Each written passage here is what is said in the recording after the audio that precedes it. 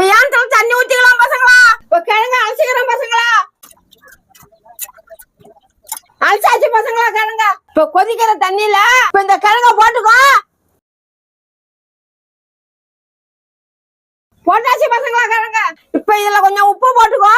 இப்ப திறந்து பார்க்கும் பசங்களா வந்திருக்கானே. வெந்துடுச்சு பசங்களா கிழங்கு. இப்ப கிழங்க கீழே இறக்கிக்கோ. இப்ப கிழங்க சாப்பிட்டு பார்க்கும் பசங்களா எப்படி இருக்குன்னு.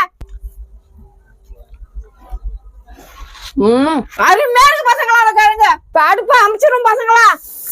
சரி பசங்களா, மறக்காத வீடியோ தனிக்கும் பார்த்துட்டு ஃபாலோ பண்ணுங்க பசங்களா. சரியா பசங்களா? பாய்.